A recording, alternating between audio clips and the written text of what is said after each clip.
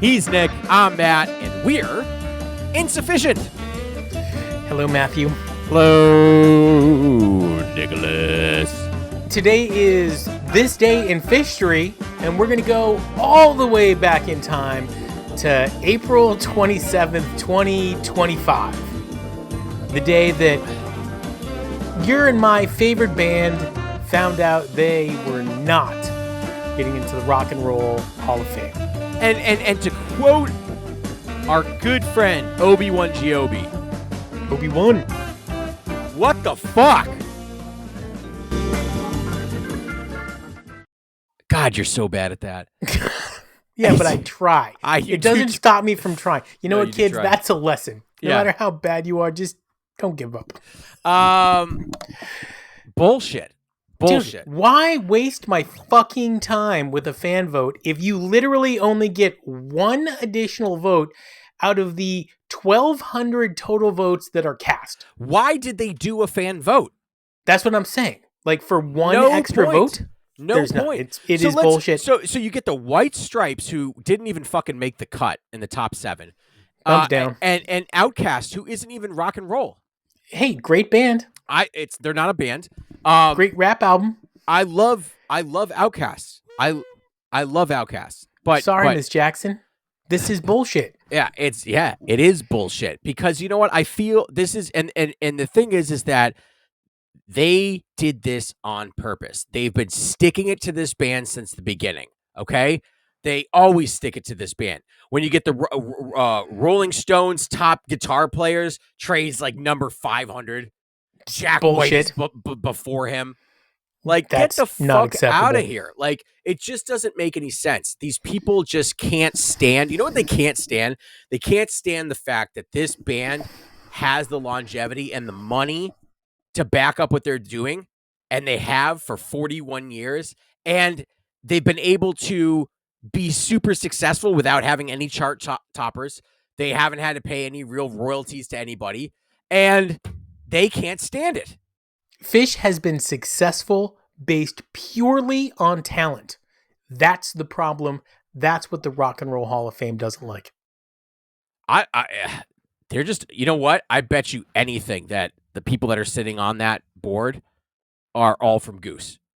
Fuck Goose. Dude, Goose is going to probably get in before Phish at this point. Goose?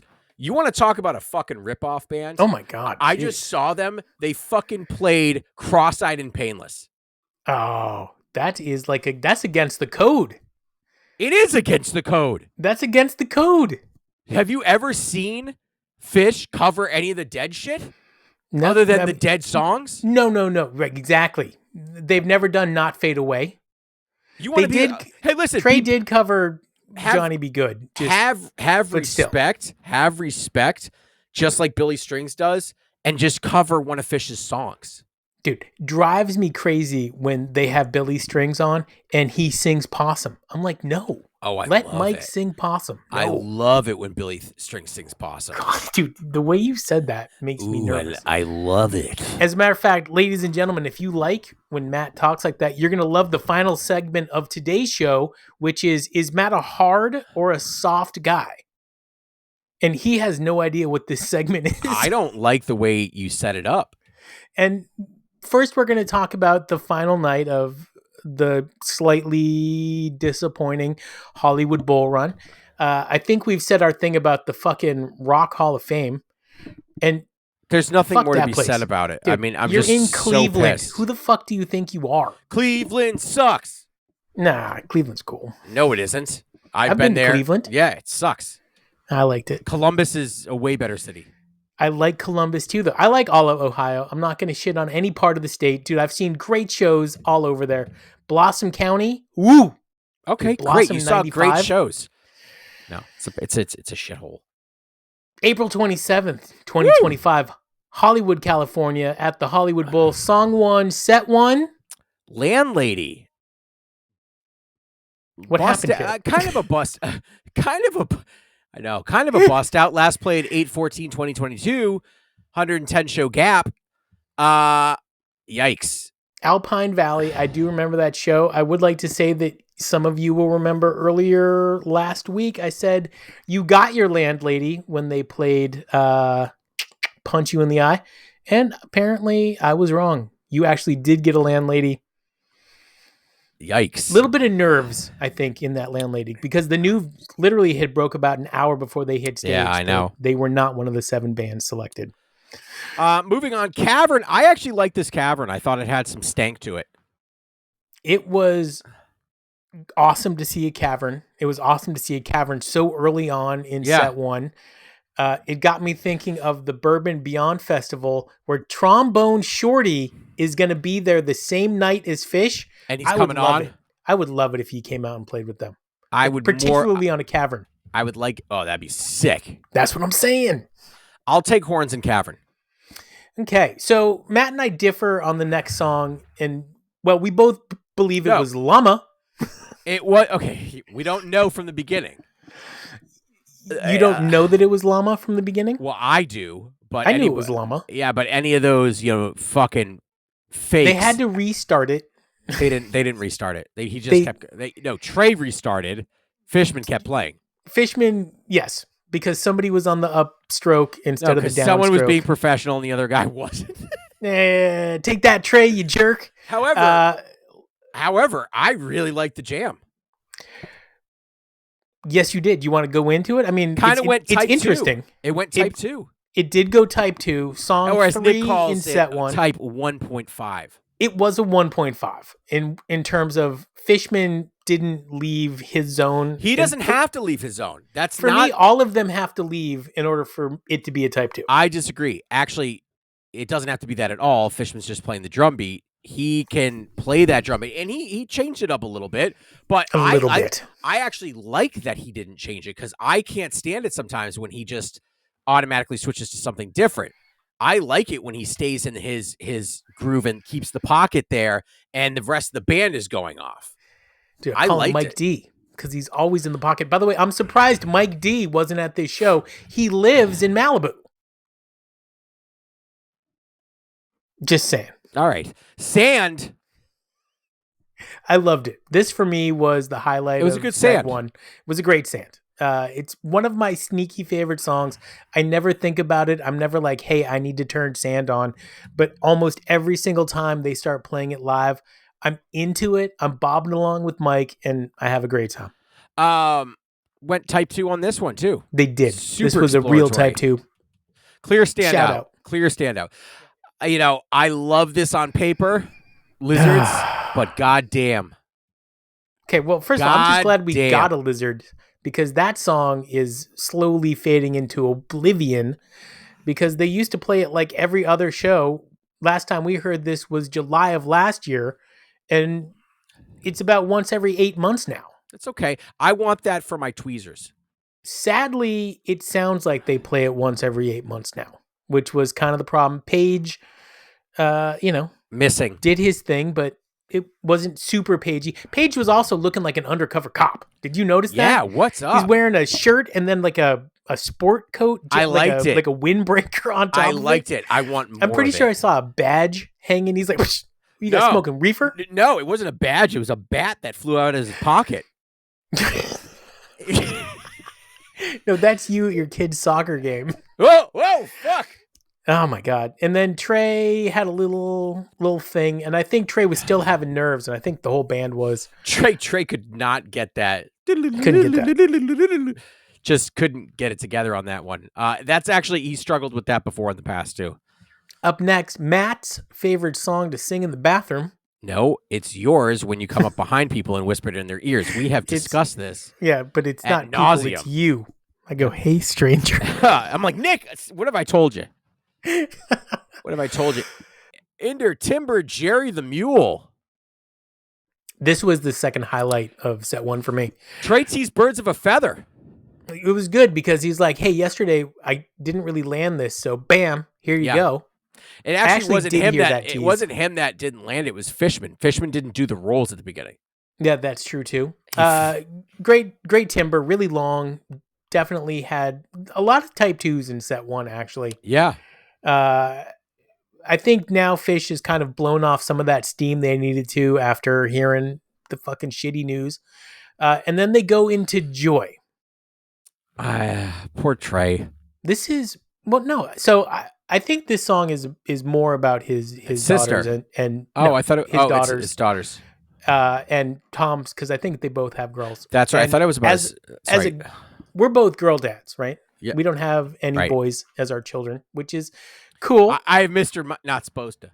You do, that's true. But like the line, like just over there in her incredible clothes, I'm sure all your kids did it, where they started to dress themselves for the first time, and they're wearing a hat, a dress, a belt, a purse. You know what I mean? Shoes. It's just a menagerie of different things. Yes, and it's incredible. And so whenever I hear that line, I start to get choked up. And wherever the song ends up going, either whether it stays with his children or expands from there, it's a beautiful song. Trey gets choked up, and did he cry? I mean, if I had to put money on it, yes. He definitely got choked up to the point where I think he was like having a moment. And then, during the first little guitar medley, not so great. Pulled it together though. And then they went into the highlight of the entire Hollywood run, which was Most Events Are Planned. You know what we call Most Events Aren't Planned? Meep. Page. Meep. What? Meep. Meep? Why? Most events aren't planned. Meep. Okay. So this is one of those Veda Blue tunes. It's good though. It's great. It's got great time signature, up and down. Paige gets to play on synthesizers. He loves that. Trey did a great job. And you got to hear Paige sing for the first time in a while. So, excuse me. Jesus Christ. This what show. The fuck? Hey, listen. Great. We got Elisa got what she wanted. She got more. Set to opener. Oh, yeah. Okay. So 7-minute break. Short break. Yeah. Very short break. More.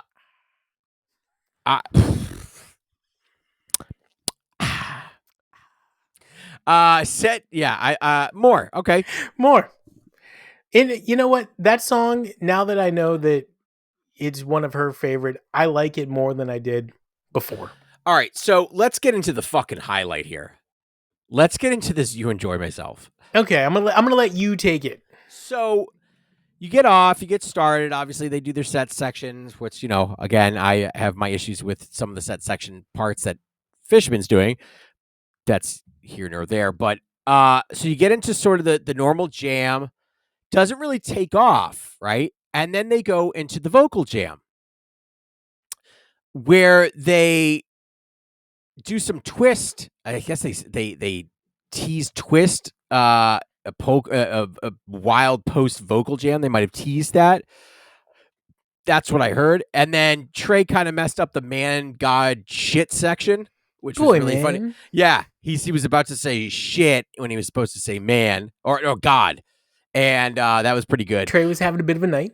But this is what I like about what they're doing. They're cutting the vocal jam and then coming in and going full fucking type 2 on this bitch, and it was good. It was good. Trampolines, people were bouncing. No, not that part. It was after the vocal jam that it took off. Yeah. No, I'm just going back in time a little bit. It's this day in Phish-Tory. Okay, all right. So you get to go back in time in the show. I get to go forward and backward. It's great. I loved it. This was truly the most fun they had in all of Hollywood. I loved it. It was the highlight for me. Twist. Woo! I don't think you back or on the I back on like the train Twist. and Twist need to take a break. In my Kill Devil Falls. Kill Devil.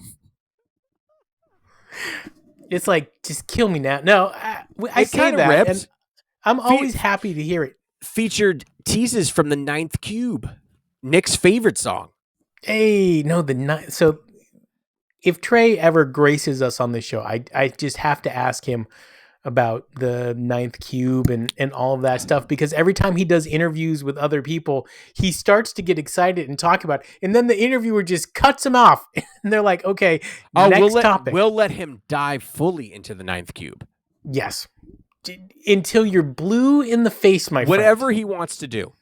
Yeah. No, it's coming up with a Life Boy, and I'll always take a Life Boy, and I like this song a lot. I pleasured myself at least once. Ew. I was so excited about Life Boy. Are you kidding me? You never get this song. I love Life Boy. Yeah, exactly. It was great. I mean, once, Sprox- twice a year. Yeah. Followed up with a Sprox. God never listens I was about to pronounce this properly, but then you fucked it up. to what I say. Zarathustra. Uh, Zarathustra. 2001. Sprox Zarathustra. I gotta say, they've moved 2001 deeper and deeper into set 2, and eventually you're just gonna get a 2001 set 2 closer, and it is just gonna leave you with the biggest Wanting more. mental blue balls you've ever had. Yep. Santos. This is what sex smells like. I love the song. Played a lot, so yay for me. And this is what I love. Another stick it to you. Encore Fuego. They were just like, burn this bitch down. Oh my god. I think they were. I mean, Blaze on, Fuego. Yeah, Peace. okay. So, yeah. What other songs did we have? We had Fire. Don't play Fire. They didn't play Fire. They didn't play Fire. They did play Blaze On. They did play Fuego. What was the one from yesterday? Whatever. It doesn't matter. It doesn't matter. Nice. And so there you go. I mean, tomorrow on Big Money Friday, we're going to put Spring Tour in a nice shiny bow for you, and you're going to love it. Do we have a special guest? No, we do not have a special guest. Okay. At all. Yikes. Yikes. So we're going to play a game which now is got multiple meanings, which is Matt a hard or a soft guy? Okay. I don't get that, man. And so basically in life, you get to choose between things, and every now and again, the choice is it going to be hard or is it going to be soft? So like the pee-pee? So because that's all every time you say this, that's what I'm thinking about. I've got 7 examples, and when you get to 4 of one, then that's what you are. So if you get to 4 hards, you're hard. If you get to 4 softs, you're a soft guy. Category 1, pretzels. Are you a hard pretzel or a soft pretzel guy? Soft pretzel. Okay, so we got 1 in the soft category. Moving right along, we're going to tacos. Are you a hard soft taco? Soft taco. Soft taco guy. Okay. So number 1, who the fuck wants to cut their mouth open with the hard taco? And if you've ever had street tacos, come on. Yeah, okay. So I get the hard tacos. I like those. But yeah, I also 9 times out of 10 will only order a soft taco from a street guy because that's truly the best taco you can get. Okay, so you're 2-0 on soft. This one, I'm curious to see where we land. Hard-boiled egg or soft-boiled egg? Soft-boiled. Okay, dude, you're 3-0, and I guarantee you that at least one more of these is going to be soft. I'm going to jump around on my list. Ice cream. Hard pack or soft serve? Soft serve, brother. Matt goes 4-0. 4-0. You are a soft guy. Okay, just for everybody else, soft cheese or hard cheese? Hard. Hard cheese. Cookies, do you like them hard or soft? Mid. That answer is mid. And then beds, do you like a firm mattress or do you like a soft mattress? Mid. You like it in between? Yep. I actually need it in between. My mattress is an in between. Okay. Yep. All right. There you go, folks. Matt is a soft guy. I would have picked you as a hard guy if I had to guess. Really? Yeah. Well, normally, if I'm bricking it. I mean, that's not what that means. I actually got a hot take. Okay, I'm ready. If tipping is optional, why do people freak out when you do it? When you don't do it?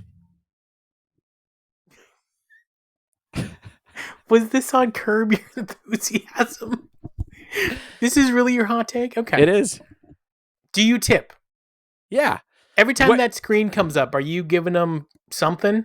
20, 25? Like It's even if it's no, takeout. no, What about at the coffee shop? no. I'll put $1 in maybe if they're good. Yeah, so if I'm in a thing where it's fast service and that little screen spins around and it gives an option to leave money, I leave $1 or $2 depending on how complicated my order is. If it's just me getting a cup of coffee, have $1. When I'm If going to my ice cream place, yeah. they're getting money. Oh yeah, it's your ice cream place. Yep, they're getting Dude, they'll money. spit in your food. Yes, I am usually tipping people, obviously at restaurants because that's how they make Well, their you money. have to tip people in a restaurant. Well, not in Europe. And it makes me feel really bad. You shouldn't And do it. it's horrible. They get angry, but I give them. I'm like, here you go. You need it. No, I got yelled at when we were in Greece when I was tipping because I felt bad because they were asking, and then my wife's aunt was like, "Stop doing that." 'Cause she's from Greece. She's like, "Stop it. That's not. They don't make their money that way. You need to stop doing that." Matt, did you say you were in Greece? I was. And did I hear that the in-laws are Greek? Yes, you know this. Have you ever celebrated like a Greek Orthodox Easter? I have Greek Easter. Nice. So, story about this. So Greek, you good, nice, Ladies and nice. gentlemen, if you're at home, sit down and listen to this story because you are not going to believe it. Okay, so it was about 17 years ago, 16 years ago, actually. I was invited to, my wife's first Greek Easter. And I was like, I got to make an impression on these people. They're Greek. Her dad's from Greece. I gotta show up here. They're doing the lamb on the spit. I sat at the spit, turned the spit. It was great. Had a bit of ouzo. Had a little too much ouzo. I didn't really know what ouzo was all about. Yeah, for the folks at home, give them a little information on what ouzo is. So ouzo is about 47% alcohol. You drink it over ice, straight. That's just how it's drank. It's like tastes like black licorice. Okay. You say it's like Sambuca, right? Sambuca. Anyways, it gets you fucked up. I was drinking way too much. Me and her cousin were just down in this thing. Me and Nico just fucking going at it. Dude, So I guarantee you anybody named Nico at a family event is going to get you fucked up. Oh, and we did. So I'm messed up. I'm like, I got to impress these people. When they take the head off of this fucking thing, let me dive into the brain. So I proceeded to grab the knife, stick it into the head, and I cut myself. Her great aunt was like, no, what are you doing? She grabs it. She cuts it open. I take the bread. I dip it into the fucking head cavity, scooped out the brain, and ate it. I mean, I went ham on this brain. And everybody looked at me like I was fucking crazy. Nobody eats this shit. I tried to offer it to her 9-year-old papu. He was like, yeah, we don't eat this shit. It was bad. A bad scene, man. Bad scene. And I offered it to people from Greece. They literally were visiting. And they looked at me like I was fucking crazy. This is my favorite story of so all now time. they always bring it up. You remember when Matt went after the brain? Dude, 17 years ago? 16. You're a young guy to be married for 17 years. 16 years. I haven't been married for 16 years. We've been together for 16 years. He's Matt. I'm Nick. We are insufficient. Brain! That's just amazing. Can you taste it still? Like if I asked you to imagine what brain tastes like? I'll tell you exactly what it tastes like. You want to know? Okay. Okay. Consistency of scrambled eggs. Ew, but licking a railroad tie. What? Think about like licking iron. Like coppery iron flavor? Iron. Straight up iron with the consistency of scrambled eggs. That is brain. Brain. Is that the only time you've ever eaten brains? No, I tried it a couple years later, and I almost threw up.